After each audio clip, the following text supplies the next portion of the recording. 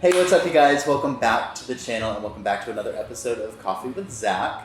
Today we're near Sacramento, California. We're at Badfish Coffee and Tea, and I have special guest Colin Regan here. He is a musician, singer, composer, and we're just going to talk a little bit about music and how we got into it, and we'll go from there. Thank you so much for being on the show and thank you for having me. The conversation. Yeah, it's always a good time. So I found Colin on YouTube. I was looking for covers of. Actually, I was just searching a lot of different theater songs and show tunes, and I came across your cover of "Suddenly Seymour." It just made my day when I found it. So it was so cool, and I was like, oh, I have to reach out. We have to do this. So, how long ago was that? It was a couple months? Yeah, I posted that I think in August or something. Ago. Yeah. Yeah. Oh yeah, it was way back then. Mm-hmm. Or maybe it was September. I don't know.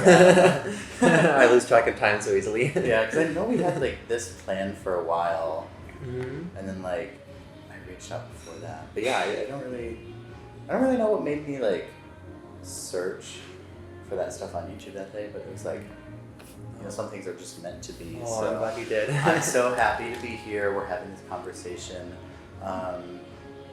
So you're into more music than just that, right? Mm-hmm. So you're in composition? Yeah. So right now I'm studying music composition at Sacramento State. And yeah, my primary interest is kind of musical theater kind of songs. Yeah. Like I recently talked with my teacher who's gonna work with me on writing a musical these next couple years. So I'm really excited about that. Mm-hmm. A whole musical? Starting mm-hmm. from the Yeah. It'll be a long project. It'll take a couple years. Yeah. Oh, you were just gonna get it out overnight? No, that's crazy though. That's really cool. Thank you. So how would you define your style of music? What do you? I don't really know. That's a good question. Yeah. I mean, I've written in a couple different genres. When I was in high school, I was really into writing more instrumental kind of music. I was so obsessed with the soundtracks to the Studio Ghibli movies, if you know those, Spirited Away, Howl's Moving Castle. I was so into that kind of music with piano and strings, and then more recently, these last couple years, I've become really fascinated by the human voice. So musical theater and singer-songwriter kind of music. And yeah, so throughout the rest of my life, I'm hoping to kind of blend those together and just kind of do whatever calls to me. Yeah, I think I was listening to a few of your earlier projects. Mm-hmm. It's you do a lot with full. I don't know if it's full orchestration, but more than what you hear on the radio. Right. So, yeah. I just thought that was really unique. Because oh, thank you. It's it's different. Yeah. Stuff people aren't usually exposed to right now. Yeah, so. I love combining or combined. I love combining voices with for instance a cello. Because they're surprisingly similar. The human voice and the cello, they both kind of resonate in a similar way. And then I love orchestral instruments and then voices and piano. Yeah, that's really cool. I have kind of a music background too. So I played piano for 10 years. Oh, cool! I was in, band in high school, so I played trumpet. It was never good or anything like that. I don't know. I feel that. Yeah, I do for fun. I was in band for several years playing French horn. Oh. But yeah. Again, it was you picked the hard instrument. Yeah, I picked. It was really hard. It was so stressful. You never knew if the note was gonna come out right. Yeah. See, on the trumpet, I never knew if it was gonna come out right. So I feel that. Yeah, I feel that. When did you start? When did you start playing music or getting into music?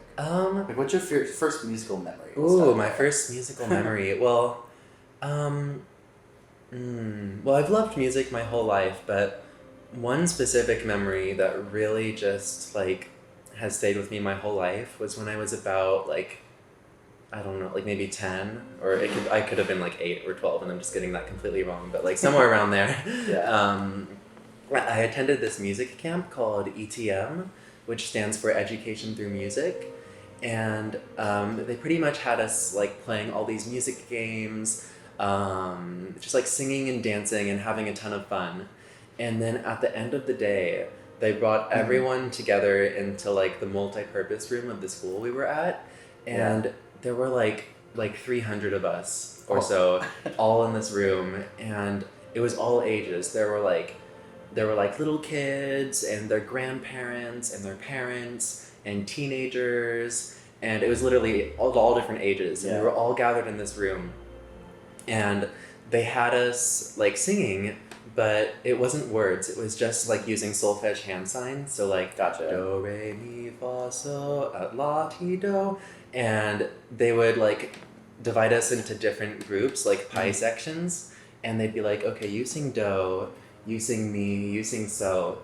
And then they would like subdivide those groups into even smaller groups and create just these beautiful harmonies. And they would have like the chords ascend, and it was just amazing. Like I felt like I was like in heaven, but like on earth. And and so yeah, just being in that room like filled with voices, like I just felt so just like uplifted. Like I've never felt so just like inspired and uplifted. And so that's one of my like earliest memories where I really like experienced the power of music. So you said you were maybe like 8? Yeah, somewhere around like 8, 10 or something like that. So fairly young. Yeah, yeah. So like from that memory, how did you kind of like find your journey in music? Like what, like how did you really get into it? Like what was the process like? I don't know.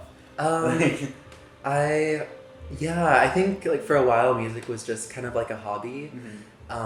But then when I was like 13, I just like a lot of us do, I got like really anxious and like started struggling with mental health. Yeah. And like music just totally was like my outlet for all of that. Like, like I just felt like my emotions were just like leaving me when I was like pounding them out on the piano or like singing them out. And it's like stress relief. It just felt so good. Like music is just like really good therapy. I definitely relate to that. So like during, at what point did you realize that? Did you say 13? Yeah, 13. Yeah. So from 13 to now, like now it's kind of like your career, right? Like what you want to do. Yeah. So how did you, like what made you make that decision? How did you get from, you know, using it as your outlet to wanting to do that for your career? I think it took a couple years for that shift to happen, because like all my life I wanted to be like a writer. Or like all my childhood I should say, I wanted to be a writer. I wanted to major in like English, and I'm still really passionate about that, and I'm still doing that stuff. But around when I was like 14 or 15, I thought, you know what, like music is like really great, and I want to do this. I want to like do this more, at least as like a big part of my like career and stuff. Was there anybody like who was really influential to you that like kind of helped you make that decision, or was it just something you kind of came to on your own? I think I came to it on my own. Yeah. Those are always like the best decisions. Yeah. You just realize, okay, this is the direction I want to take with whatever, you know, whatever it is. Yeah. I feel like those are the kind of decisions that like should be trusted the most, because you know it's coming from you your intuition. And not from like like other people in your life like telling you what to do. I always have this problem where like I know I should trust myself on a decision, like I know I'm making the right decision, but like you always just second guess things, you know? Like me with this move right now. I don't know when this is gonna come out. I might already be in Vegas, but I'm moving to Las Vegas, and I'm just like everything is kind of set in place. I've got all of it planned out, and anybody who knows me knows I've extensively planned things out. Probably borderline too much, but there's just this little part of me that wonders, like, okay, what didn't I plan? What's gonna go wrong? Like, what am I second guessing here? It's like those decisions. I think everybody has to learn to like trust yourself 100%. Because if you're not 100% in it, then I don't know what. Yeah. Do you know like what your path is going to be from here? Like what exactly in music do you want to do like specifically? Ooh, that's a really good question. I'm just getting our like timeline. I actually have no idea.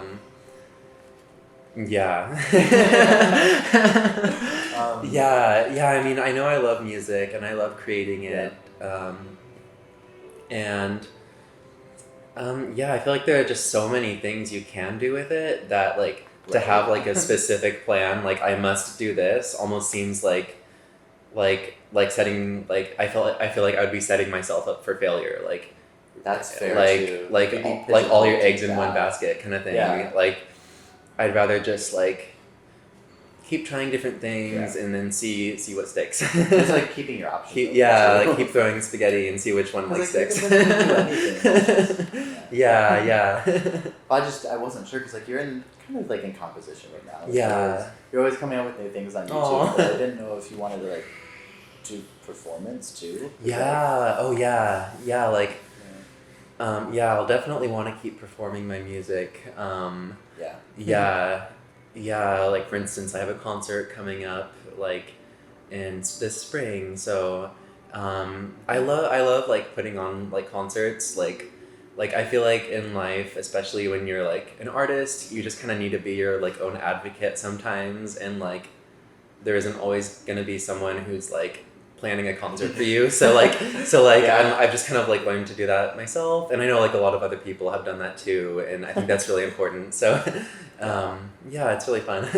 Well, like we were talking about, there's all those different options you can, do. There's all these different avenues you can take with music. With your music, I know you try to. I want to kind of switch topics here too. Sure. You try to pour a lot of emotion into it, right? That's like a huge part of it. Yeah. What kind of inspired that? Like where does all that emotion come from? Because like that's one thing I think is unique about you too. Oh, thanks. Yeah, well I definitely like I'm an HSP, which if you don't know what that is, that's a highly sensitive person.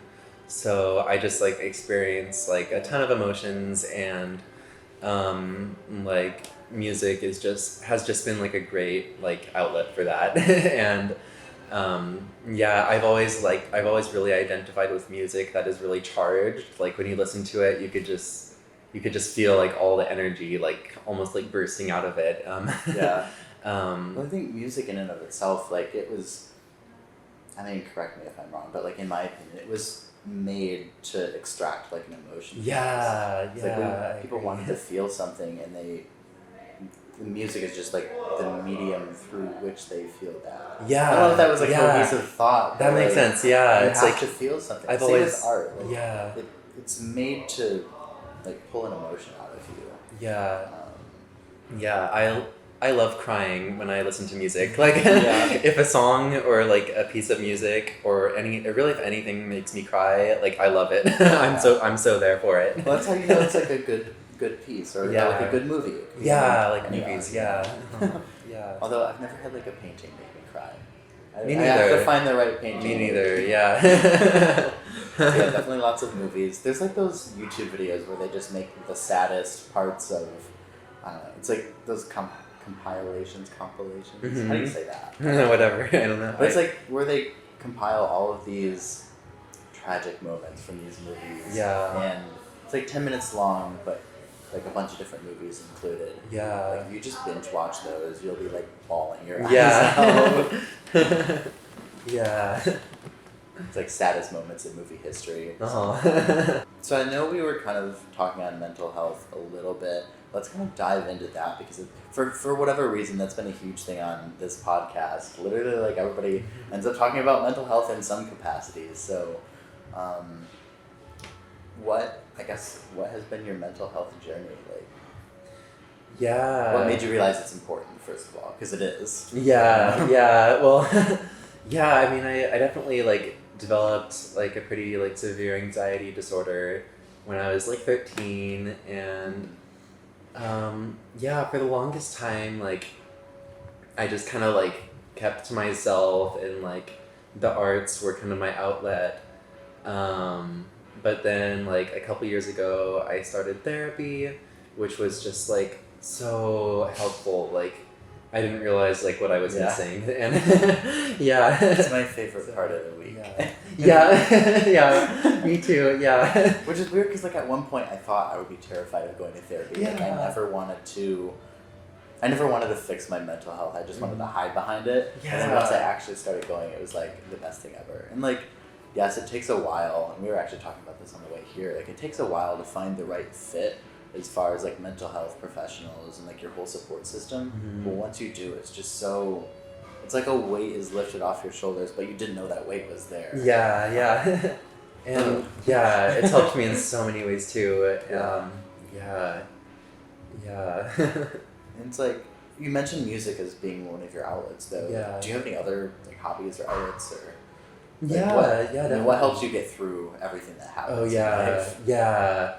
I mean, honestly, I think the best thing for me, like even better than music, is just like being with people. Like even though like I'm like super introverted and need so much alone time, I've learned that like being around people like even just when I like picked you up at the airport today and we were talking in the car, I felt like less anxious than I did like yesterday, for example, because it's just like when you find like your people, like people who are also like, you know, just like really kind and just like when you find the right people. Yeah, and then when you're around them, it's just like everything just feels like it's gonna be okay. And I think that's like the most important thing for me. It's like being around the right people. Right, because like they give you that sense of security, that that safety feeling. Yeah. I don't really know how to describe it, like. Yeah. But you know when you're around the right people too. Mm-hmm. Yeah. I think for like a really long time, I was kind of like a people pleaser, and because I was so shy and introverted, I would never go up to people to try to like make friends, which meant that like I would only end up being friends with the people who like approached me, and like those weren't always the right people for me, because like that's just how it works out sometimes.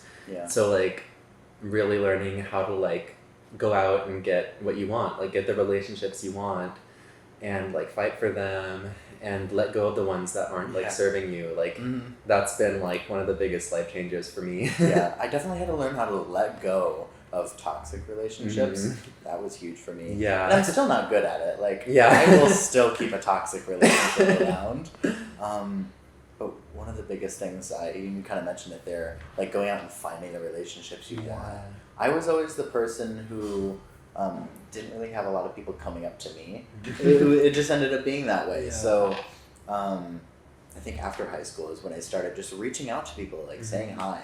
And I was terrified. I'm still terrified when I like try to interact with people, even if it's like on the internet. Like, what if they don't respond to me? Then I don't know. It's like stuff like that. But like, I've ended up meeting so many cool people, especially by doing like stuff like this. Like you just reach out to random strangers on the internet and ask them if they want to have a conversation on camera. Like that sounds so crazy, yet it's a really cool way to make friends. And I just feel like I had to learn how to be that person to like put myself out there. That's really inspiring.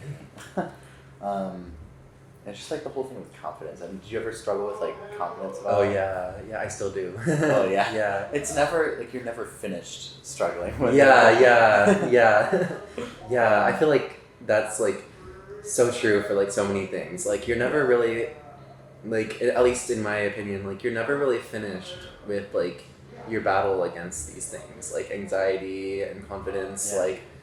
Like I truly believe I'll never be like cured, but I just think cured like isn't the right word. Like someone recently told me that it's like the goal shouldn't be to like cure it, it's to like learn how to like coexist with it and like make it so it's not as big of a problem.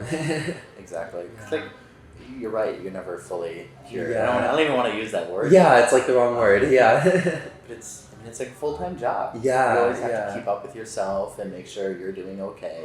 And for me, I had to learn how to put myself first too. Because I used to be like a people pleaser. Like whenever people wanted to go out, I'm like, okay, sure, let me go hang out with you just to, like, number one, so I'm getting that social interaction, even if I didn't necessarily want it at that time. But like to keep them happy, because like I don't want them to think I don't want to hang out with them. That kind of stuff. So once I started just putting myself first and realizing it's okay to stay in for a night, or it's okay to work on a project you've wanted to work on for a day. Just those little things that end up making, I don't know, makes it feel more cured. I think like something like someone once told me that like has stayed with me so much is like there's no what is it? There's no right way to live, and I just love that. Like, yeah. Yeah, I don't really think there's a right way either. Yeah. Like everybody kind of lives their own life anyway, so who am I to tell you that's the right or wrong way to live? Same thing. But like, I can't even tell myself I'm living the right way today because I feel like life is always changing. Like what I want today isn't the same as what I want tomorrow, and it wasn't the same as what I wanted yesterday. Yeah. So just everything is always changing, and I've had to learn to like be more present too. Yeah. Oh yeah. I lived the last couple of years in the past. I feel like just remembering things and trying to emulate the past or like what the good times were or whatever. I don't know.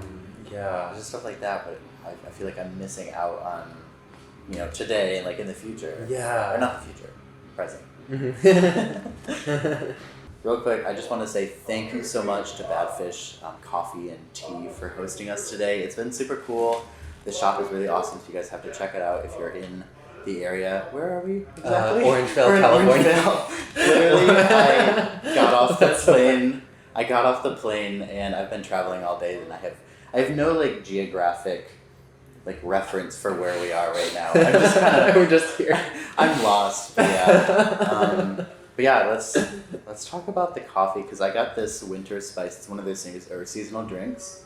It's really good. I already tried it, I have to admit, but it's really like creamy and it's supposed to have like this little hint of cinnamon in it. It's really good. It's like really smooth. Ooh, nice. That's what I needed. Yeah, I was like having a hard time deciding between like the candy cane one and this, but yeah. It's like, what did you end up getting? It's like gone. Oh yeah, I'm almost done drinking it because it was so good, but it's just like, it's called Chunky Monkey and it's like chocolate, banana, peanut butter, and coffee. Amazing. Yeah, really good. Do you know if they have the smoothies like year round? I don't know. I don't know either. Seems like something they have year round. Yeah, probably. That didn't seem like a seasonal drink. But yeah, they have seasonal drinks and smoothies. So if you're in the area, check them out. You actually recommended it. How did you find this place again? I met with like one of my teachers about a month ago, and he recommended this place, and I was like, oh wow, like I've lived in the area like almost my whole life, and I never knew this existed. Yeah, it's like always those little hidden spots that you find that are always the best. Yeah. So where can people find like more about you and your music and everything there is to know? Oh yeah. Yeah, so like you can follow me on Instagram, or like I have a YouTube channel, which is just my name, so Colin Regan. Those are honestly probably the best places to like find out about me. If you're in the area, I'm putting on a concert in spring. There'll be like 3 showings of it in late May and early June. Awesome. And yeah. Well, thank you so much. Definitely make sure you check out Colin's stuff. I'm going to link everything in the description below. But yeah, thank you so much for coming on, having this great conversation. It was so much fun. Yeah, it's so nice to meet you. Yeah, thank you so much for coming out here. I know we've like known each other on social media, and I love just when you finally get to meet somebody. Yeah. And but yeah, thank you guys so much for watching. Do all the YouTube stuff, comment, like, share, subscribe. You know what to do. If you happen to be listening on Apple Podcasts, though, a little review goes a long way. See you next time. And it's always like when it's the best take that you look up and realize it wasn't recording. I'm definitely gonna need food after this because like I'm starting to shake. Oh like no. if I don't eat for a while, it's like. Do you want the granola bar? Okay. I'm fine, but like. Okay. I'm excited for this sushi. Yeah. That'll get us through this. The thought of the imminent sushi.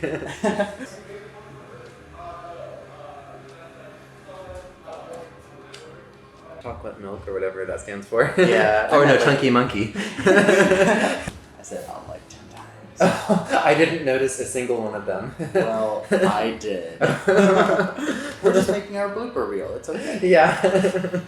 We're totally just winging it right now. I know. I feel so bad. I'm like, okay. Don't. But yeah. Let's just jump right into it. Okay. I think that's about as good as we're gonna get. Okay. E for effort, you know. Oh my god. Yeah. And this is one of those moments. This is totally cut out. Literally happens all the time.